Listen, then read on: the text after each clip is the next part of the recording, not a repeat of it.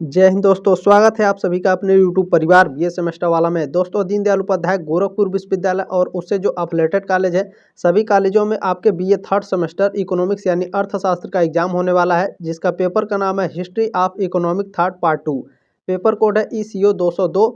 ठीक है, 2022-23 का ये क्वेश्चन पेपर है। बाकी आपको मैंने ECO 201 का सॉल्व करा कर दिया था। आपके किताब में जितने भी प्रश्न पूछे गए थे उस प्रश्नों को भी मैंने बताया था। काफ़ी हेल्प हुआ होगा 201 में। ठीक है, अभी तक मैंने क्वेश्चन पेपर नहीं देखा है। आप लोग क्वेश्चन पेपर जरूर भेज दीजिएगा, चाहे तो टेलीग्राम पर या तो व्हाट्सएप ग्रुप में, और दोनों का लिंक डिस्क्रिप्शन बॉक्स में दिया गया है। ठीक है, और मैंने जितने भी क्लासेस कराए हैं वो भी डिस्क्रिप्शन बॉक्स में है। इस क्लास को देखने के बाद आप सारे क्लासेस को जरूर अटेंड कर लीजिएगा। ठीक है, चले क्लास को स्टार्ट करते हैं दोस्तों। इसमें देखते हैं पहला प्रश्न आपका क्या पूछा गया है। देखें, political arithmetic was written by. Political arithmetic लिखी गई है किसके द्वारा? विलियम पेटी के द्वारा लिखा गया है। ये ऑप्शन आपका राइट है। ठीक है, विलियम पेटी के द्वारा। चले ध्यान रखेंगे। अगला क्वेश्चन है आपका, दूसरा प्रश्न आपका इसमें लिखा गया है दोस्तों कि टेब्ल्यू इकोनॉमी लिखी गई है। ठीक है, टेब्ल्यू इकोनॉमी किसके द्वारा लिखी गई है? तो ये पुस्तक एफ केने के द्वारा लिखी गई है। ये ऑप्शन आपका राइट है दूसरे का। ठीक है, और आप सभी से बहुत ही ज़्यादा रिक्वेस्ट है, देखिए पूरे यूट्यूब पर बीए सेमेस्टर वाला एक ऐसा चैनल है दोस्तों जो दीनदयाल उपाध्याय गोरखपुर विश्वविद्यालय की बहुत ही भयंकर तरीके से तैयारी करा था, बहुत ही ज़बरदस्त तरीके से तैयारी करा था, बहुत ही मेहनत करता है बीए सेमेस्टर वाला DDU वालों के लिए। तो ये आपका अपना ही चैनल है, तो सब्सक्राइब नहीं किया तो प्लीज़ सब्सक्राइब कर लीजिएगा। बाकी आप लोग क्वेश्चन पेपर भी भेज दीजिएगा, मैं उसका आंसर की भी आपको प्रोवाइड करा दूंगा। ठीक है, चले तीसरा प्रश्न है, प्रकृतिवाद का अर्थ है। प्रकृतिवाद का अर्थ क्या होता है? रूल ऑफ नेचर, क्या प्रकृति का नियम। ये ऑप्शन आपका राइट है तीसरे का। चलिए चौथा प्रश्न है, एडम स्मिथ के अनुसार अर्थशास्त्र विज्ञान है। किसका विज्ञान है? वेल्थ का विज्ञान है, धन का विज्ञान है। ये ऑप्शन राइट है आपका चौथे का। ठीक है, चलिए और इस क्लास में भी मैंने आपके बुक से प्रश्न को रखे हैं, तो जिन बच्चों ने बुक को पढ़ा है वो तो ठीक है, अगर नहीं पढ़ा है वो भी देख लेंगे, जो पढ़े हैं वो अपना रिवीजन कर लेंगे। ठीक है, चलिए अंतर्राष्ट्रीय व्यापार के निरपेक्ष लागत सिद्धांत को विकसित किया गया, किसके द्वारा विकसित किया गया है? एडम स्मिथ के द्वारा। ये ऑप्शन आपका राइट है। चलिए अगला क्वेश्चन देखिएगा, छठा प्रश्न आपका पूछा गया है, मार्शल द्वारा लिखी गई प्रिंसिपल्स ऑफ इकोनॉमिक्स लिखी गई निम्नलिखित वर्ष में। किस वर्ष में लिखी गई भैया? तो 1890 में लिखी गई। सी ऑप्शन आपका राइट है छठवें का। ठीक है, चले अगला क्वेश्चन क्या है आपका, जल्दी जल्दी देखेंगे क्योंकि कल सुबह में ही आप लोगों का शायद एग्जाम है, शायद 11 बजे से एग्जाम है जहाँ तक मुझे उम्मीद है थर्ड सेमेस्टर का। ठीक है, चले सातवां प्रश्न आपका, जनसंख्या नियंत्रण का उपाय है। जनसंख्या नियंत्रण का उपाय है दोस्तों, युद्ध के कारण भी जनसंख्या नियंत्रण होता है, बाढ़ के कारण भी और भुखमरी से भी। ठीक है, इन सभी से होता है। डी ऑप्शन आपका राइट है। अगला क्वेश्चन देखेंगे, आठवां प्रश्न आपका पूछा गया है, जनसंख्या में जीवन निर्वाह साधनों की अपेक्षा तीव्र गति से बढ़ने की प्रवृत्ति होती है, यह कथन दिया गया। दोस्तों ये जो स्टेटमेंट है, ये स्टेटमेंट माल्थस द्वारा दिया गया है। सी ऑप्शन आपका राइट है। दोस्तों इस क्वेश्चन पेपर को आगे व्हाट्सएप पर भी आगे भेज देंगे, ताकि जो भी आपके दोस्त हैं वो भी आप लोग क्वेश्चन पेपर देख ले कि प्रीवियस ईयर में आपके कैसे क्वेश्चन पूछे गए थे DDU में। ठीक है, चले नवा प्रश्न आपका क्या पूछा गया है, कम्युनिस्ट मैनिफेस्टो लिखी गई है। ये लगातार क्वेश्चन आपके पूछे जा रहे हैं एग्जाम में। 1848 में लिखी गई थी। ये ऑप्शन आपका राइट है प्रश्न नंबर 9 का। कम्युनिस्ट मैनिफेस्टो किसके द्वारा लिखी गई है, ये आप लोग कमेंट करके जरूर बताइएगा। ये आपका होमवर्क है, जो बताएगा उसके कमेंट को मैं पिन कर दूंगा, ताकि बाकी बच्चे भी आप लोग देख लेंगे। ठीक है, चले 10वां प्रश्न आपका पूछा गया है, पूंजी समवाय संरचना और लाभ की दर संबंधित है। ठीक है, the organic consumption of capital and rate of profit is relate, किससे संबंधित है? ये निगेटिवली से संबंधित है। ठीक है, ऋणात्मक रूप से संबंधित है। बी ऑप्शन आपका राइट है प्रश्न नंबर 10 का। चले इसमें अगला क्वेश्चन देखिएगा, 11 नंबर क्या पूछा गया है, अंतर्राष्ट्रीय व्यापार का पारस्परिक मांग सिद्धांत दिया गया, किसके द्वारा दिया गया है? JS मिल के द्वारा दिया गया दोस्तों। ये ऑप्शन आपका राइट है 11 का। ठीक है, चले देख लेंगे यहाँ पर, थ्योरी ऑफ रिप्रोकाल डिमांड। ठीक है, theory of reciprocal demand of international trade was propounded by JS Mill. चलिए 12वां प्रश्न क्या है, द इकोनॉमिक्स ऑफ वेलफेयर लिखी गई, किस वर्ष में लिखी गई थी ये? तो ये लिखी गई थी 1920 में। ठीक है, द इकोनॉमिक ऑफ वेलफेयर कब लिखी गई? द इकोनॉमिक्स ऑफ वेलफेयर लिखी गई थी 1920 में। किसके द्वारा लिखी गई थी? तो पीगो के द्वारा लिखी गई थी। ठीक है, किसके के द्वारा? पीगो के द्वारा द इकोनॉमिक्स ऑफ वेलफेयर लिखी गई 1920 में। चलिए 13 नंबर प्रश्न क्या है, मुद्रा का परिमाण सिद्धांत कहलाता है। मुद्रा का परिमाण सिद्धांत क्या कहलाता है दोस्तों, तो क्लासिकल सिद्धांत क्लासिकल थ्योरी कहलाता है। ठीक है, ए ऑप्शन आपका राइट है प्रश्न नंबर 13 का। ये बात आप लोग ध्यान रखेंगे। इसमें कितने बच्चे कैम्ब्रिजियन थ्योरी लगाए थे प्रीवियस ईयर में, ठीक है, तो आप लोग देख लेंगे इसे अच्छे से। हालांकि मैंने इसे काफ़ी रिसर्च किया, ठीक है, तो इसमें आपके क्लासिकल थ्योरी ही दिखा रहा था, तो हो सकता है मुझे 100% जहाँ तक मैं श्योर हुई क्लासिकल थ्योरी है मुद्रा का परिमाण सिद्धांत। ठीक है, ये बात आप लोग ध्यान रखिएगा। चले अगला प्रश्न क्या है, प्रसिद्ध समीकरण M V equal to P T है, यह क्या है, तो यह एक सर्व समीका है, एक सामान्य समीकरण दोनों है। सी ऑप्शन आपका राइट है। ठीक है, चले अगला क्वेश्चन क्या है, मांग की लोच के विश्लेषण में कुल व्यय विधि की विवेचना की गई, तो मार्शल के द्वारा की गई है। ये ऑप्शन आपका राइट है प्रश्न नंबर 15 का। चलिए 16 नंबर प्रश्न क्या है, हीरा जल विरोधाभास की विवेचना की गई, किसके द्वारा की गई है, एडम स्मिथ के द्वारा। ये ऑप्शन आपका राइट है 16 का। चलिए 17 नंबर प्रश्न क्या है, माल्थस के अनुसार खाद्य आपूर्ति बढ़ते हैं, किस रूप में बढ़ते हैं, तो ध्यान रखिएगा अंकगणितीय रूप में बढ़ते हैं। ये ऑप्शन आपका राइट है। ठीक है, अर्थमेटिक प्रोग्रेशन। चले अगला क्वेश्चन देखेंगे, आपका क्या पूछा है 18 नंबर। देखिए, पूर्ति अपनी मांग स्वयं उत्पन्न करती है, संबंधित है, किससे संबंधित है, से के व्यापार नियम से, जो जे बी से हैं उनके व्यापार के नियम से। ठीक है, ये ऑप्शन आपका राइट है। चले अगला क्वेश्चन पूछा गया है, सभी धनों की जननी भूमि है और श्रम उसका पिता है, यह कथन दिया गया है, यह स्टेटमेंट दिया गया है विलियम पेटी के द्वारा। ये ऑप्शन राइट है 19 का। चले अगला क्वेश्चन है 20 नंबर, उपभोक्ता के बचत की अवधारणा आधारित है, किस पर आधारित है, सीमांत उपयोगिता हर आसमान के नियम पर आधारित है। ये ऑप्शन आपका राइट है प्रश्न नंबर 20 का। चलिए प्रश्न नंबर 21 आपका पूछा गया, उपयोगिता का मापक है, उपयोगिता का मापक कौन है, यूटिल्स है। ये ऑप्शन आपका राइट है 21 का। चलिए 22 नंबर प्रश्न क्या है, ब्याज का ऋण देय कोष सिद्धांत कहलाता है, क्या कहलाता है, ब्याज का नव प्रतिष्ठित सिद्धांत कहलाता है। ये ऑप्शन आपका राइट है।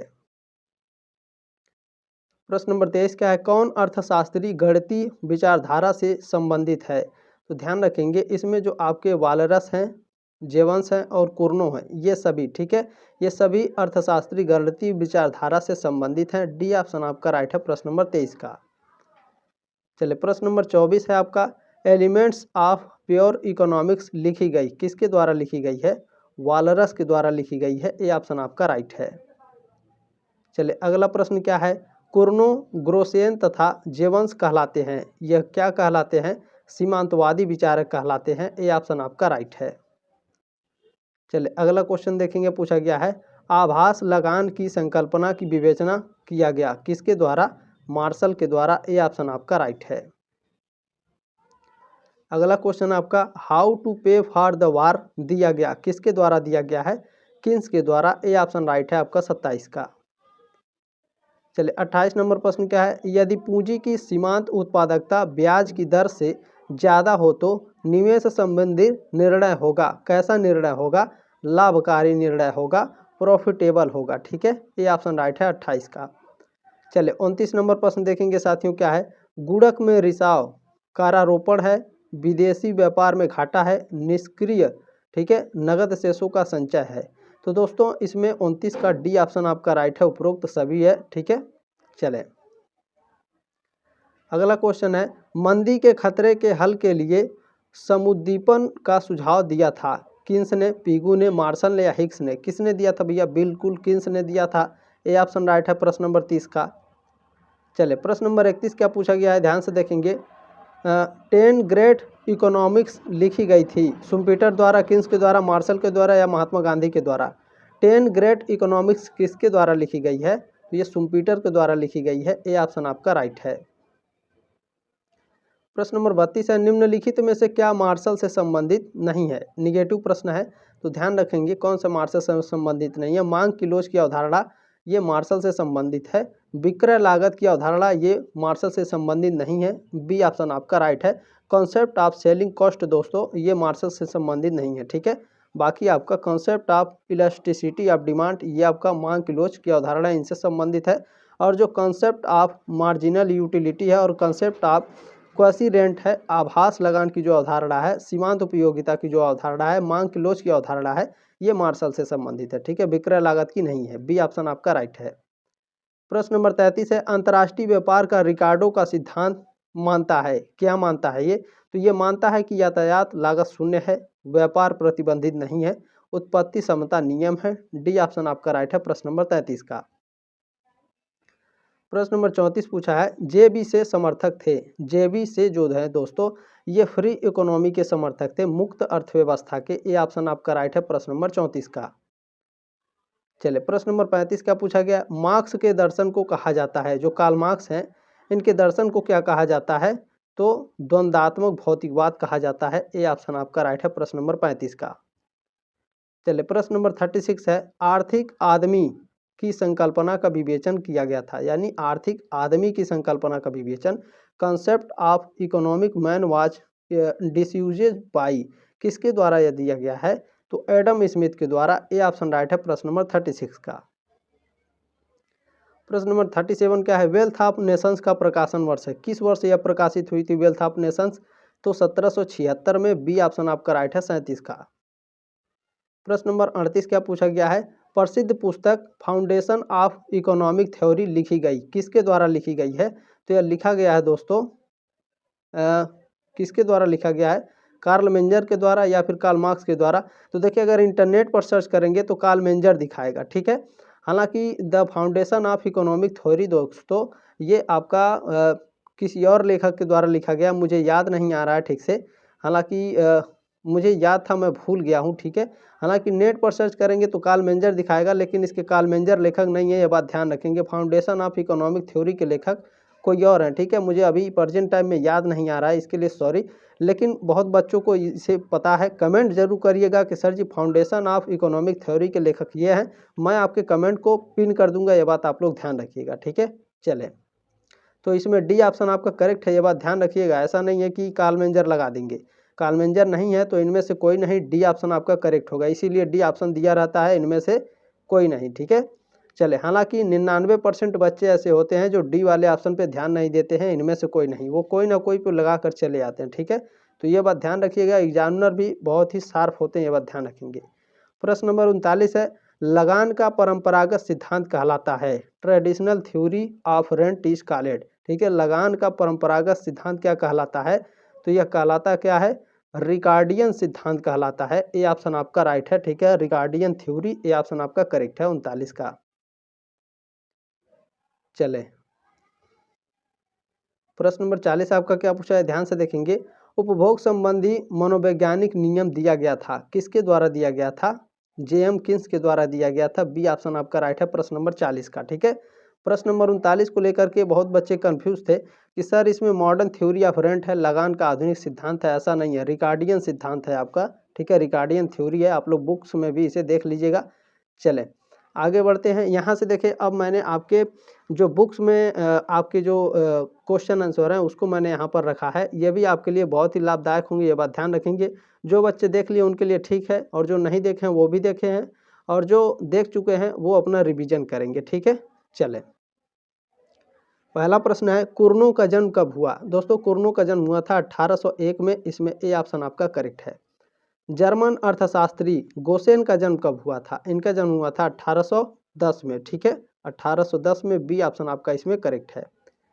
चलिए अगला क्वेश्चन देखिएगा, इसमें क्या है, बिक्सेल का जन्म कब हुआ था? बिक्सेल का जन्म हुआ था 20 दिसंबर 1861। ठीक है, ये ऑप्शन आपका इसमें करेक्ट है। प्रश्न नंबर इसमें अगले का, बिक्सेल का जन्म 20 दिसंबर 1861।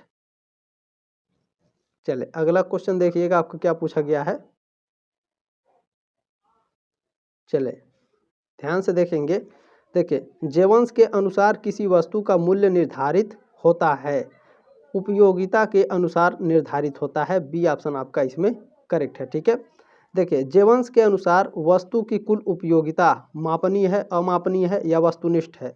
तो जेवंस के अनुसार वस्तु की जो कुल उपयोगिता होती है ये मापनीय होती है। ठीक है, ये ऑप्शन आपका करेक्ट है, ये बात ध्यान रखेंगे।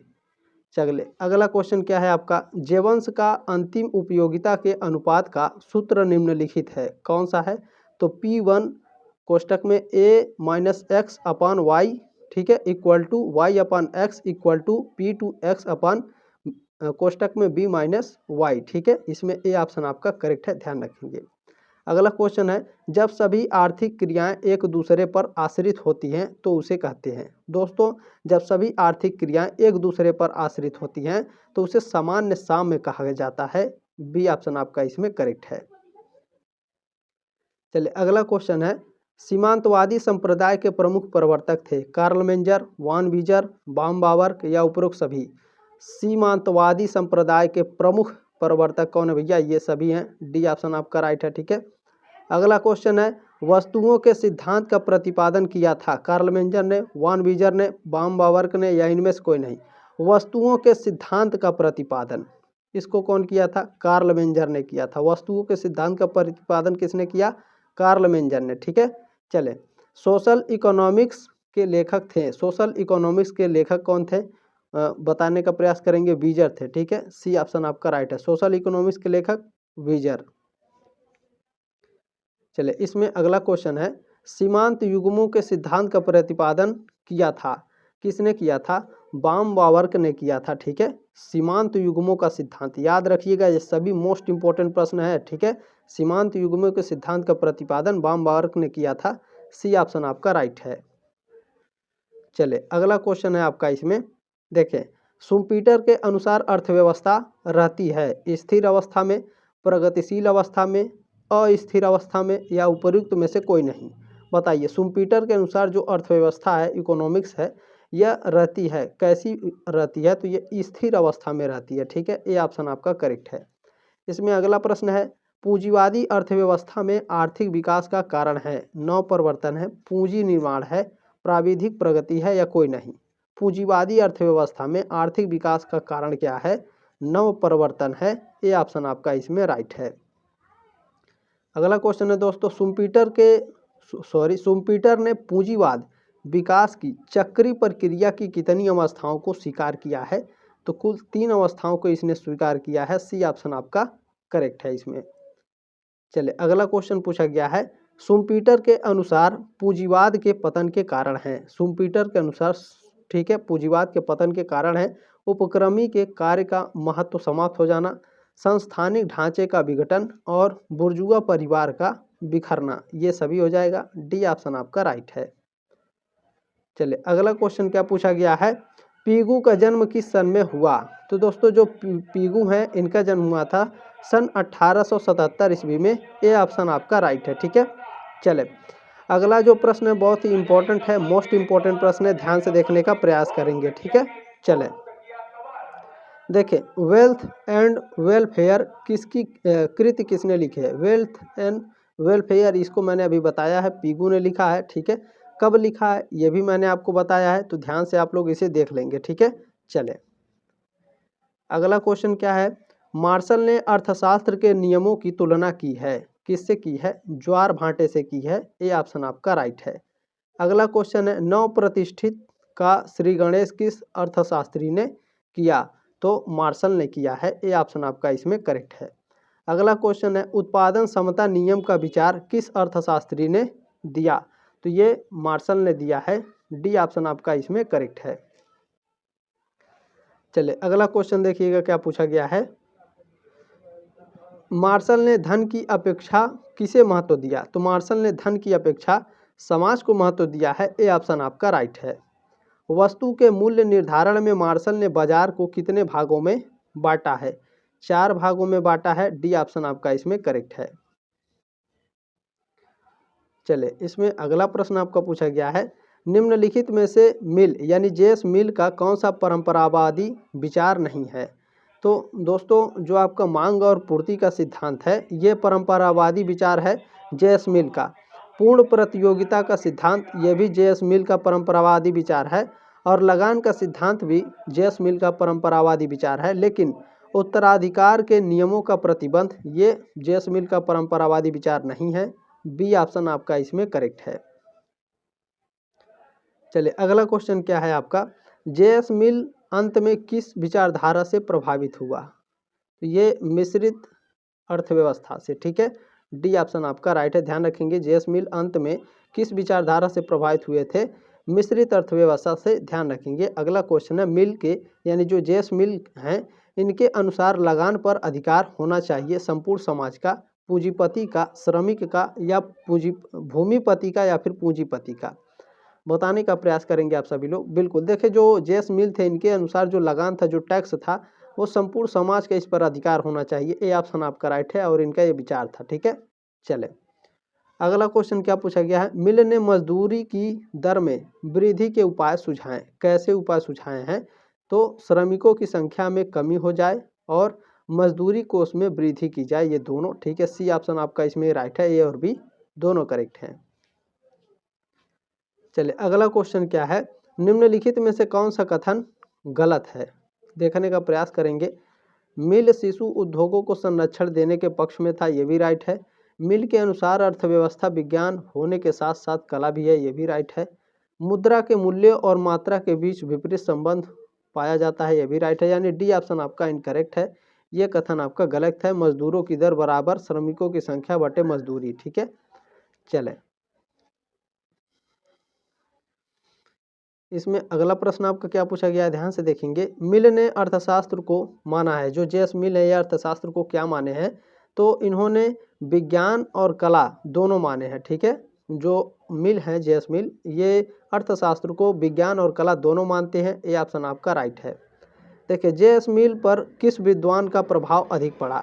तो जो जेएस मिल है दोस्तों, इन पर जो मार्शल थे इनका प्रभाव अधिक पड़ा था। डी ऑप्शन आपका इसमें करेक्ट है। चलिए अगला प्रश्न क्या है, पूर्ति अपनी मांग स्वयं पैदा करती है, यह कथन है पीगू का, जेबिसे का, मार्शल का या रिकार्डो का? पूर्ति अपनी मांग स्वयं पैदा करती है, ये जो आपका कथन है, ये जो स्टेटमेंट है, ये दिया गया है जेबिसे के द्वारा। ठीक है, बी ऑप्शन आपका करेक्ट है। अगला क्वेश्चन क्या है, से के यानी जो जेबिसे हैं इनके बाजार नियम की मान्यता नहीं है। कौन सी मान्यता नहीं है? तो खुली अर्थव्यवस्था, बी ऑप्शन आपका राइट है। ठीक है, जो जेबी से हैं इनके बाजार की मान्यता कौन सी नहीं है? खुली अर्थव्यवस्था। अगला प्रश्न है, से के यानी जो जेबी से हैं इनके बाजार नियम के प्रमुख आलोचक हैं, कौन है?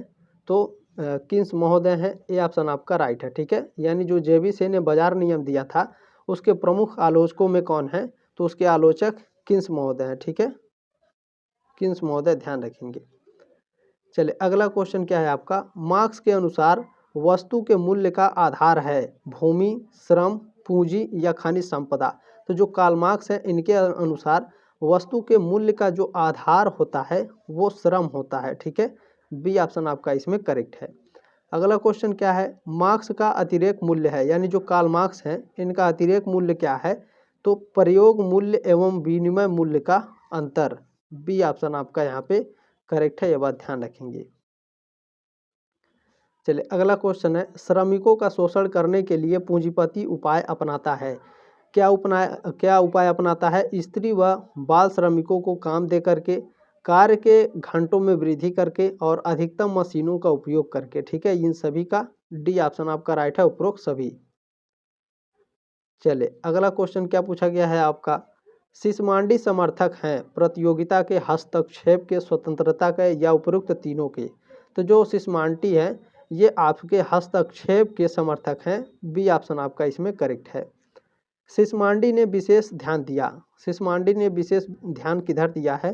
तो इन्होंने उपभोग और वितरण पर ध्यान दिया है। ठीक है, उपभोग और वितरण पर, डी ऑप्शन आपका करेक्ट है। अगला क्वेश्चन है, निम्नलिखित में से कौन सा कथन गलत है? चलिए देखने का प्रयास करते हैं।